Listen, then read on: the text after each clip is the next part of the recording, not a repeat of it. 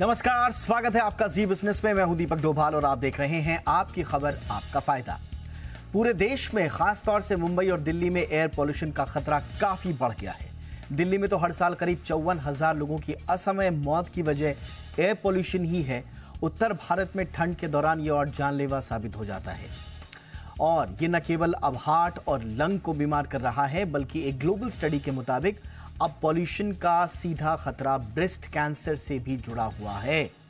ऐसे में आज हम खास तौर से मुंबई के परिप्रेक्ष्य में बात करेंगे कि दिल्ली में और उत्तर भारत में तो हम पॉल्यूशन के बढ़ने की बातें अक्सर सुना करते थे।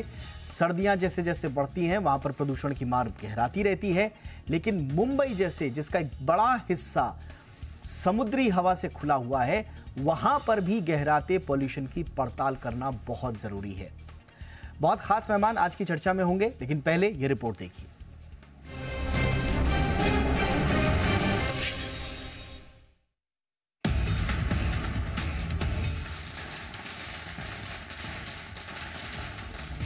दुनिया भर में एक अलग तरह की जंग छिड़ी हुई है। ये जंग हर साल करीब 40 लाख लोगों की समय से पहले मौत की वजह बन रही है। आप सोच रहे होंगे कि लाखों लोगों को मौत की नींद सुला देने वाली आखिर ये कौन सी जंग है जिसे आपने नहीं देखा सुना, तो हम आपको बता ही देते हैं। ये जंग है वायु प्रदूषण के खिलाफ पूरी मानव जाति की जंग। चौंकिए नहीं, यही सच्चाई है। दरअसल दुनिया भर में 90% लोग हवा के तौर पर जो सांस ले रहे हैं वो हेल्दी नहीं है। भारत की बात करें तो अकेले दिल्ली में ही सालाना करीब 54,000 लोग हवा में तैरती जहरीली गैस के चलते समय से पहले ही दम तोड़ रहे हैं। वहीं मुंबई में साल 2020 में करीब 25,000 लोगों की मौत की अकेली वजह खराब एयर क्वालिटी रही है। अभी हाल ही में एक रिपोर्ट आई थी कि वायु प्रदूषण के संपर्क में आने के सिर्फ 1 घंटे के भीतर ही इंसान हार्ट अटैक की चपेट में आ सकता है। इसे एक्यूट कोरोनरी सिंड्रोम यानी ACS कहते हैं। इसमें हार्ट तक खून पहुंचाने वाली धमनियां ब्लॉक हो जाती हैं और व्यक्ति हार्ट अटैक की चपेट में आ जाता है। फिलहाल तो हम अब तक यही जानते आए हैं कि वायु प्रदूषण की सबसे अधिक मार हार्ट और लंग पर ही पड़ती है, लेकिन इसके अलावा भी एयर पोल्यूशन के कुछ बड़े खतरे हैं। फ्रांस और अमेरिका की एक स्टडी में पता चला है कि वायु प्रदूषण के सबसे घातक कहते हैं कि महिलाओं में ब्रेस्ट कैंसर के खतरे को बढ़ाने का काम कर रहे हैं। फ्रांस की स्टडी के मुताबिक हवा में PM 2.5 के लेवल के 10 ग्राम प्रति क्यूबिक मीटर तक बढ़ जाने से ब्रेस्ट कैंसर का खतरा 28% तक बढ़ जाता है। वहीं अमेरिकी स्टडी के मुताबिक जिन इलाकों में PM 2.5 लेवल बढ़ा हुआ पाया गया, वहां ब्रेस्ट कैंसर के मामलों में 8% की बढ़ोतरी देखी गई। PM 2.5 के कण हार्ट के जरिए ब्रेस्ट की कोशिकाओं के संपर्क में आ रहे हैं। इससे ब्रेस्ट टिश्यूज में असामान्य विकास होने लग जाता है, जो ट्यूमर की वजह बन रहा है। ये ट्यूमर कब कैंसर में तब्दील हो जाता है पता भी नहीं चलता। ये खतरे बेहद अलार्मिंग है, क्योंकि खराब लाइफस्टाइल और बेतरतीब खान-पान को ही अब तक जानलेवा बीमारियों की वजह माना जाता रहा है। लेकिन एयर पोल्यूशन के बढ़ते खतरे ने सेहत के खतरे को और जोखिम में डाल दिया है। एयर पोल्यूशन के दूसरे खतरों की बात करें तो फेफड़ों से जुड़े ब्रोंकाइटिस, कैंसर और अस्थमा के खतरे के अलावा आंखों और स्किन के लिए भी घातक साबित हो रहा है। फिलहाल तो उत्तर भारत में ठंड बढ़ने लगी है। ऐसे में दिवाली के पटाखे, पराली और स्मोक का ट्रिपल अटैक हवा को और जहरीला बनाने का काम करेगा। वहीं मुंबई में लगातार हो रहे कंस्ट्रक्शन वर्क भी PM 2.5 और PM 10 कण के बढ़ने की वजह बन रहे हैं। ऐसे में इस जानलेवा वायु प्रदूषण को लेकर सरकार को एक ठोस रोड मैप तैयार करना होगा, वरना ये एयर पोल्यूशन असमय होने वाली मौत के आंकड़े को और बढ़ा सकता है। ब्यूरो रिपोर्ट, जी मीडिया। बहुत ही खास मेहमानों का पैनल इस वक्त हमारे साथ जुड़ रहा है। आइए परिचय आज के मेहमानों से करा दें आपका। हमारे साथ जुड़ रहे हैं डॉक्टर राजेश चावला, सीनियर पल्मोलॉजिस्ट हैं इंद्रप्रस्थ अपोलो हॉस्पिटल में। डॉक्टर राजेश, बहुत बहुत स्वागत है सर आपका हमारे शो पर। हमारे साथ हैं विवेक चट्टोपाध्याय साहब, सीनियर प्रोग्राम मैनेजर हैं एयर पोल्यूशन कंट्रोल में, CSC में फिलहाल हैं। विवेक जी, आपका भी बहुत बहुत स्वागत है। और हमारे साथ हैं सुमेरा अब्दुल अली, वरिष्ठ पर्यावरणविद हैं। सुमेरा जी, आपका भी बहुत बहुत स्वागत है मैम शो पर। मैं सबसे पहले डॉक्टर चावला आपसे चर्चा की शुरुआत करना चाहूँगा। और हालांकि मुंबई में भी अब बीते 2-3 सालों से चर्चा हो रही है, लेकिन मोटे तौर पर अगर देखा जाए तो ये पूरा फिनोमेना ऐसा लगता था कि नदन पार्ट की तरफ ज़्यादा है, और ख़ास तौर से जो लैंडलॉक्ड सिटीज़ हैं जैसे दिल्ली है या आसपास के इलाके हैं, वहाँ का ये कंसर्न रहता था। मुंबई में इसके बारे में ज़्यादा बातचीत होती नहीं थी और उसके एविडेंसेस भी थे। पीक सीजन जब पोल्यूशन का होता है तो यदा कदा ही वेरी पुअर की सिचुएशन हम देखते थे, लेकिन बीते कई सालों में ज्यादा दिन ऐसे देखने को मिल रहे हैं मुंबई जैसी सिटी में जहां पर वेरी पुअर की सिचुएशन या सिवियर की सिचुएशन है। क्या कारण आप इसका मान रहे हैं सर, और इसका आम लोगों पर क्या असर हो रहा होगा?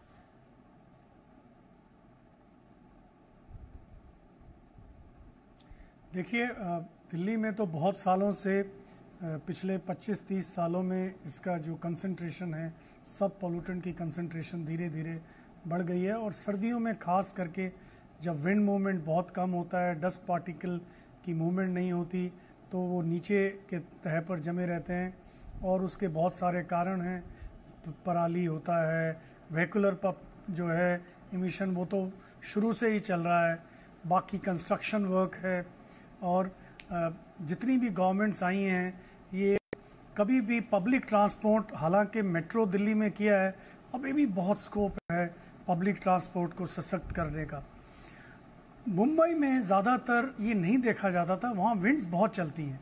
रात को अगर आप देखो समुद्र के किनारे तो काफ़ी हवाएं चलती हैं, तो उससे वो मूवमेंट होती रहती है। मगर अब पिछले कुछ सालों में कंस्ट्रक्शन वर्क मुंबई जैसे शहर में बढ़ गया है। वेहिकुलर जो गाड़ियां हैं, वाहन हैं, वहाँ भी बढ़ गए हैं, बहुत कंजस्टेड हो गया है। तो अब ये चीज़ें वहाँ भी दिखने लगी हैं, बट फिर भी वहाँ कभी भी ज़्यादा नहीं होगा, बिकॉज उसका मेन कारण है कि जो विंड की मूवमेंट है वो उतनी कम नहीं होती सर्दियों में, और वहाँ सर्दियाँ होती भी नहीं हैं। विंड की मूवमेंट ज़्यादातर रहती है। मुझे तो यही मेन रीज़न लगता है। बट अब क्योंकि ये सब चीज़ें बढ़ रही हैं, कंस्ट्रक्शन वर्क बहुत हो रहा है, तो इसलिए मुंबई जैसे शहर में भी पॉल्यूशन देखने को मिल रहा है। एब्सोल्युटली। विवेक जी, आपका असेसमेंट क्या है? क्योंकि स्मॉग की लेयर भी अगर आप देखेंगे मुंबई में, मैं पर्टिकुलरली इसीलिए थोड़ा सा बात करना चाहूँगा क्योंकि मुंबई चौंकाती है। दिल्ली पर तो बहुत सारी बातें हुई हैं और काम भी होते हैं, अब वो कितने धरातल पर उतर पाते हैं ये हम सबके सामने हैं। लेकिन मुंबई में स्मॉग की लेयर लगातार मोटी होती जा रही है। सिवियर जो डेज हैं AQIs के, उनके नंबर्स बहुत ज़्यादा बढ़ रहे हैं। 2020-21 में जहां 18-20 होते थे, वो 150-200 के तक जाने लगे हैं। क्या कारण आप इसके पीछे मानते हैं? सिर्फ कंस्ट्रक्शन या बात कुछ और भी है? देखिए, इसमें कंस्ट्रक्शन तो शामिल है ही, परंतु एक मुद्दा है कि इंडस्ट्रियल एमिशंस, क्योंकि महाराष्ट्र जो है एक बहुत इंडस्ट्रियलाइज्ड स्टेट है, और भारतवर्ष में सभी राज्यों में अगर आप कंपेयर करें तो सबसे ज्यादा प्रदूषित शहर जो कि नॉन अटेनमेंट सिटीज कहे जाते हैं, जो कि लगातार प्रदूषण के मानक मीट नहीं कर रहे हैं, उनकी संख्या महाराष्ट्र में सबसे ज्यादा है। और चूंकि इंडस्ट्रियलाइजेशन काफी हुआ है, इसके चलते फॉसिल फ्यूल का जो बर्निंग होता है वो काफी ज्यादा है, जिसमें फ्यूल ऑयल है, कोल है, और कई तरह के और भी पदार्थ हैं, इनका कंबशन होता है। और इंडस्ट्रियल एमिशंस, ट्रक का मूवमेंट हो गया, फिर कंस्ट्रक्शन जो कि आप कह रहे हैं कि जिस तरह से इंफ्रास्ट्रक्चर का विकास हो रहा है उसमें नॉर्म्स नहीं पालन किए जाते हैं कंस्ट्रक्शन एजेंसीज के द्वारा, और सरकार की लापरवाही नियमों को इम्प्लीमेंट करने में, गार्बेज बर्निंग ये भी एक समस्या है, कई इलाकों में देखी जाती है। तो मेरे ख्याल से कई कारण हैं, और विशेष रूप से जो सर्दियों के वक्त में जो ह्यूमिडिटी होती है वो पॉल्यूशन को ट्रैप करती है। और एक इंटरेस्टिंग स्टडी आई थी मुंबई के बारे में, जिसमें कहा गया था कि पार्टिकुलेट मैटर 1 माइक्रोन साइज के PM1 PM2.5 से भी जो छोटे होते हैं, उनकी संख्या मुंबई में बहुत ज्यादा है। यानी कंबशन का सोर्स, यानी जो बर्निंग का जो कंट्रीब्यूशन है मुंबई में ज्यादा है, और उसके हेल्थ के दुष्प्रभाव बहुत ज्यादा हो सकते हैं। तो मेरे ख्याल से काफी गंभीरता से इस विषय को लेना चाहिए, क्योंकि ये कमर्शियल कैपिटल है हमारे इंडिया का, इसमें ध्यान नहीं दिया जाता है, और विशेष रूप से नॉर्दर्न इंडिया में ध्यान दिया जाता है ज्यादातर। और हम ये भरोसे में रहते हैं कि शायद सी ब्रीज हवा प्रदूषण को लेकर चली जाएगी, ये संभव नहीं हो पा रहा है। प्रयास हमें करने होंगे, और ये ढिलाई जो है मेरे ख्याल से सारे महकमों से या फिर सारे डिपार्टमेंट से ये हमें दूर करना होगा। वहां भी ग्रेडेड रेस्पॉन्स एक्शन प्लान क्यों नहीं लागू होता? वहां भी हम साल भर का जो प्रदूषण नियंत्रण का उपाय है या प्लान है वो लागू क्यों नहीं करते हैं? पब्लिक और इसमें एक इम्पोर्टेंट बात, एब्सोल्युटली आपने सही बोली, इसमें सबसे बड़ी बात यह है कि एक्चुअल में जो ये इंटीग्रेटेड एक्शन प्लान की बात होती है, मैं सुमेरा जी के पास अब आना चाहूँगा। सुमेरा जी, पॉलिसी लेवल पर भी अगर देखा जाए, एक पर्यावरणविद के नज़रिए से आप जब चीज़ों को एनालाइज करती हैं तो उसमें पॉलिसी लेवल पर आपको कहाँ पर इंटरवेंशन में प्रॉब्लम्स नज़र आती हैं? हम कहते तो हैं कि एक इंटीग्रेटेड एक्शन प्लान होना चाहिए, कॉम्प्रिहेंसिव एक्शन प्लान होना चाहिए, लेकिन हम देखते हैं कि डिपार्टमेंट्स में कोई कोऑर्डिनेशन नहीं होता है। हर कोई यही सोचता है कि ये फलां डिपार्टमेंट का काम है, ये तो फलां डिपार्टमेंट देखेगा, इसमें हमारा क्या।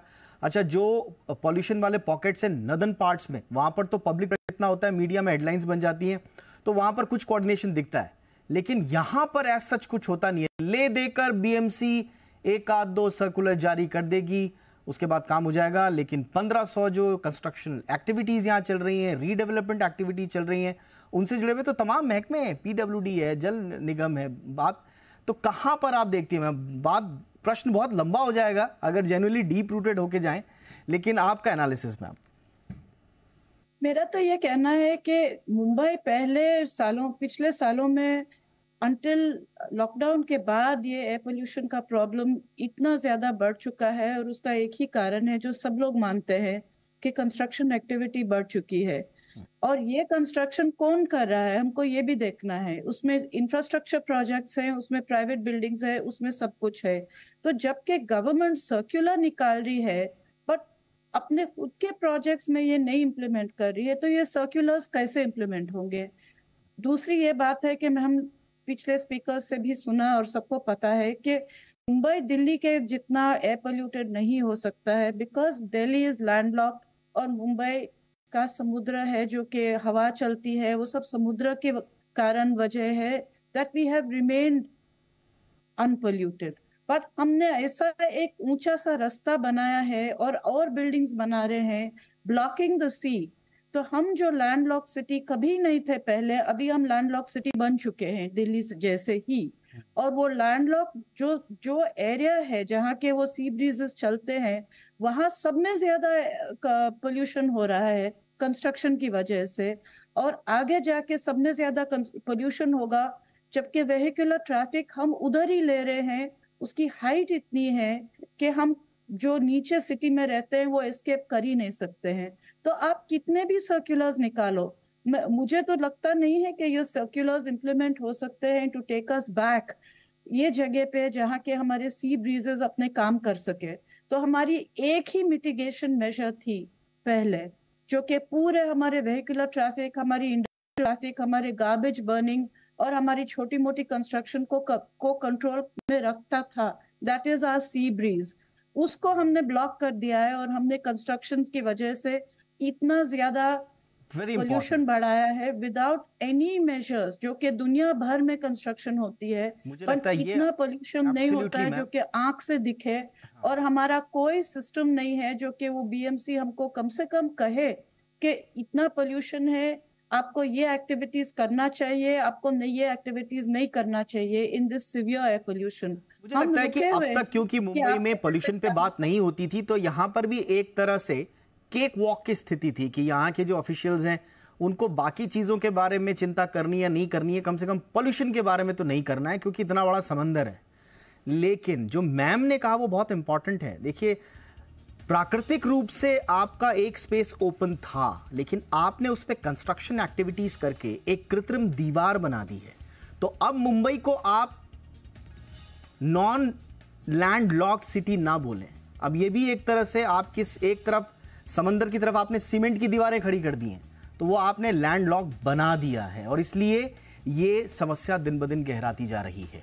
और अंदर जो आपके गार्बेज बर्निंग और बाकी जो आपके पॉकेट्स हैं, वहां के आसपास का AQI अगर आप एनालाइज करेंगे तो मेरे ख्याल से मुंबई में रहने वाला हर व्यक्ति जानता होगा कि जहां जहां पर ये जो प्लांट्स बनाए गए हैं वहां पर एयर पोल्यूशन की स्थिति क्या है। तो मौसम और प्रदूषण ये दोनों एक तरह से डबल अटैक लेकर आए हैं, और इसीलिए इनको लेकर आज पूरी दुनिया चिंतित है। इसी पर आज हम कर रहे हैं चर्चा, खास तौर से भारत में और मुंबई जैसे इलाकों में जहां पर अब तक पॉल्यूशन का इतना ज़्यादा बोलबाला नहीं हुआ करता था, यहाँ पर चिंताएं बढ़ने के कारण क्या है और करना क्या है। डॉक्टर राजेश चावला, अब हमेशा की तरह वही पुराना सवाल, लेकिन बहुत महत्वपूर्ण सवाल, इसे इग्नोर बिल्कुल नहीं किया जा सकता। सरकारें कब करेंगी, क्या करेंगी, ये भविष्य के गर्त में है, लेकिन एक आम इंसान के हाथ में क्या है सर? बिल्कुल अब हम उस सीजन में पदार्पण कर चुके हैं जब पॉल्यूशन सबसे सीवियर रूप में हमारे सामने होगा।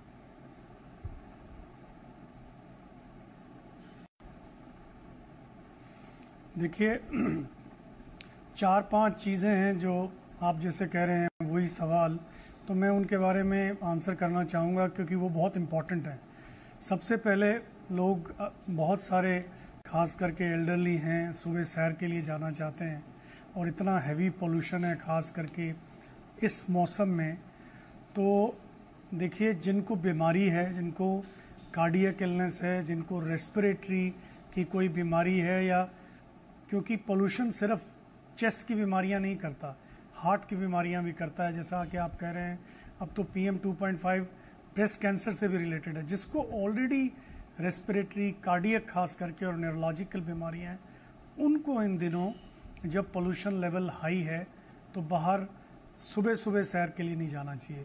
जब धूप निकल आए, थोड़ा ठीक हो, और प्रेफरेबली मास्क डालें।